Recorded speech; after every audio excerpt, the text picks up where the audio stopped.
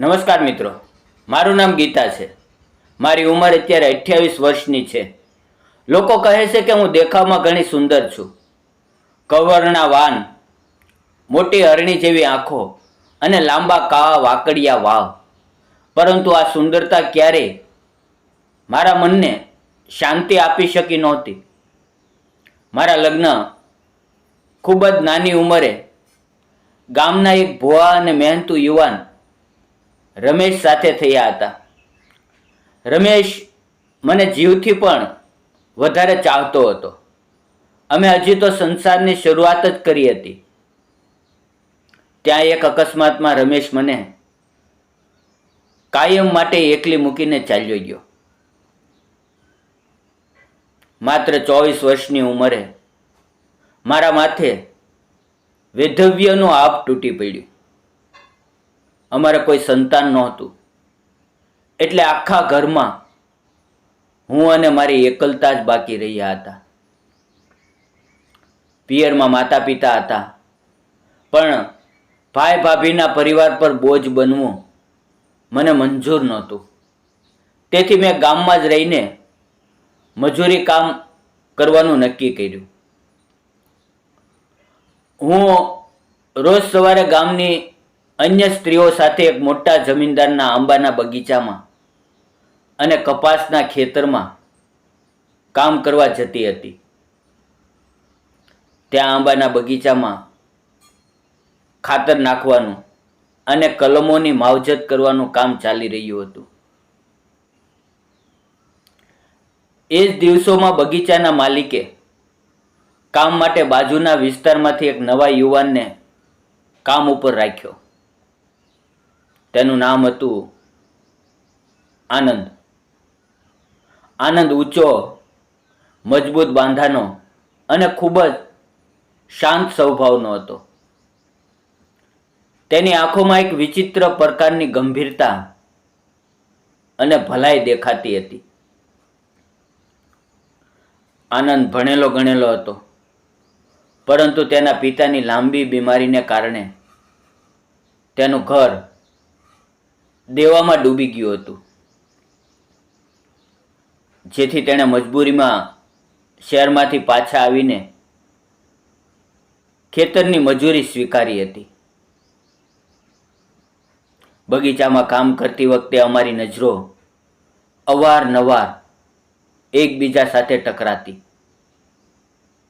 હું જ્યારે પણ કપાસની ભારીઓ ઉઠાવતી કે આંબાના ઝાડ નીચે નિંદામણ કરતી, ત્યારે આનંદ દૂરથી ખૂબ જ આદરપૂર્વક મને જોતો. તેની નજરમાં એક પ્રકારની સહાનુભૂતિ અને આદર હતો. ગામની અન્ય મહિલાઓ બપોરે ભાતું એટલે કે જમવાનું ખાવા બેસતી, ત્યારે આનંદ ઝાડના બીજા છેડે એકલો બેસીને સૂકો રોટલો ખાતો. સ્ત્રીઓ ઘણીવાર તેને પોતાની પાસે બોલાવતી અને પૂછતી, આનંદ, આનંદ, તું આટલો રૂપાળો અને ભણેલો છોકરો થઈને તું હજી સુધી કુંવારો કેમ ફરે છે? કોઈ કન્યા ગમતી નથી કે શું? ત્યારે આનંદ માત્ર હસીને નજર નીચી કરી લેતો અને કહેતો, માસી, અત્યારે તો ઘરની પરિસ્થિતિ સરખી કરવી છે અને લગ્નની ઉંમર તો આખી જિંદગી પડી છે. સ્ત્રીઓ ક્યારેક મારી તરફ ઇશારો કરીને મજાક કરતી, પણ હું શરમાઈને ત્યાંથી ઊભી થઈ જતી. પરંતુ મનોમન મને પણ આનંદનો એ શાંત સ્વભાવ ગમવા લાગ્યો હતો. મિત્રો, શનિવારની એ બપોર હું ક્યારેય નહીં ભૂલું. તે દિવસે બગીચાની બાકીની સ્ત્રીઓ ગામમાં પ્રસંગ હોવાથી વહેલા નીકળી ગઈ હતી. બગીચામાં માત્ર હું અને આનંદ જ બચ્યા હતા. મેં મારું કામ પૂરું કર્યું અને થાકીને વડના એક મોટા ઝાડ નીચે બેસી ગઈ. ગરમી ખૂબ વધારે હતી.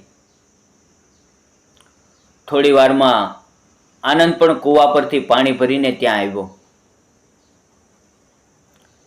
તેણે મને એક લોટો ભરીને ઠંડુ પાણી આપ્યું. જ્યારે મેં લોટો પકડ્યો ત્યારે આકસ્મિક રીતે તેની આંગળીઓ મારા હાથ પર અડી ગઈ. એ સ્પર્શથી મારા આખા શરીરમાં એક અજાણી ધ્રુજારી વહી ગઈ, જે મેં વર્ષોથી અનુભવી નહોતી. આનંદ મારી સામે જ જમીન પર બેસી ગયો. થોડી ક્ષણોની શાંતિ પછી તેણે હિંમત કરીને પૂછ્યું, ગીતા, મેં સાંભળ્યું છે કે તમે ખૂબ નાની ઉંમરે ઘણું દુઃખ જોયું છે. શું તમે ક્યારેય આ એકલતાથી કંટાળીને નવું જીવન શરૂ કરવાનું નથી વિચાર્યું? તેની આ વાત સાંભળીને મારી આંખોમાં આંસુ આવી ગયા. મેં રડતા રડતા કહ્યું, આનંદ, આ સમાજ વિધવા સ્ત્રીને કઈ નજરે જુએ છે એ તને ખબર છે? એકવાર નસીબ સાથ છોડી દે પછી કોઈ હાથ પકડવા તૈયાર નથી થતું, અને મારે હવે કોઈ આશા પણ નથી રહી. મારી વાત સાંભળીને આનંદની આંખો પણ ભીની થઈ ગઈ. તેણે ક્ષણનો પણ વિલંબ કર્યા વિના પોતાનો મજબૂત હાથ આગળ વધાર્યો અને જમીન પર રાખેલા મારા ધ્રુજતા હાથને પોતાના હાથમાં લઈ લીધો. તેણે મારા હાથ પર હળવી પકડ બનાવી અને ખૂબ જ મક્કમ અવાજે કહ્યું, જો હું તમારો હાથ કાયમ માટે પકડવા તૈયાર હોઉં તો શું તમે મને સ્વીકારશો? તે સમયે આજુબાજુ કોઈ નહોતું. હું સ્તબ્ધ થઈ ગઈ. મને સમજાતું નહોતું કે હું શું કહું, પણ મારા મનને વર્ષો પછી એક સુરક્ષિત અહેસાસ થઈ રહ્યો હતો. મેં મારો હાથ ખેંચ્યો નહીં, અને એ જ અમારી મૌન સહમતિ હતી. બીજે દિવસે રવિવાર હતો. બગીચામાં રજા હતી. આનંદે મને કપાસ વેચવાના બહાને બાજુના મોટા ગામના મેળામાં મળવાનું કહ્યું. હું સવારે વહેલા તૈયાર થઈને બસ સ્ટેન્ડે પહોંચી. આનંદ ત્યાં મારી રાહ જોતો ઊભો હતો. અમે બસ પકડી અને મેળામાં ગયા. આનંદે મને આગ્રહ કરીને ગરમા ગરમ જલેબી અને ફાફડા ખવડાવ્યા. મેં જ્યારે પૈસા કાઢવા હાથ લંબાવ્યો ત્યારે તેણે સ્વાભિમાન મારો હાથ રોકી દીધો અને પોતે જ ચૂકવણી કરી. મિત્રો, પાછા ફરતી વખતે બસમાં ખૂબ ભીડ હતી. તેથી આનંદ આખી મુસાફરી દરમિયાન મારી આગળ દિવાલ બનીને ઊભો રહ્યો, જેથી કોઈ મને ધક્કો ન મારે. તેની આ કાળજી મારા દિલને સ્પર્શી ગઈ. સાંજે જ્યારે અમે ગામના પાદરે પહોંચ્યા ત્યારે આનંદે મને પૂછ્યું, ગીતા, હું આવતીકાલે જ મારા માતા પિતાને લઈને તારા ઘરે આવું છું. હું દુનિયાની પરવા કર્યા વગર તને મારી પત્ની બનાવવા માંગુ છું. મેં હસીને હા પાડી. મિત્રો, ગામના લોકો માટે આ એક મોટો આંચકો હતો. એક કુંવારો ભણેલો છોકરો વિધવા સ્ત્રી સાથે લગ્ન કરવા તૈયાર થયો હતો. જમીનદારે પણ આનંદના આ નિર્ણયની પ્રશંસા કરી.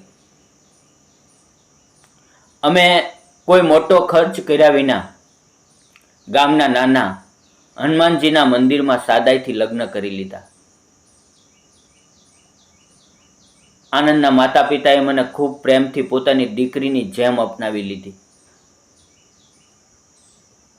લગ્ન પછી અમે બંનેએ રાત દિવસ મહેનત કરી.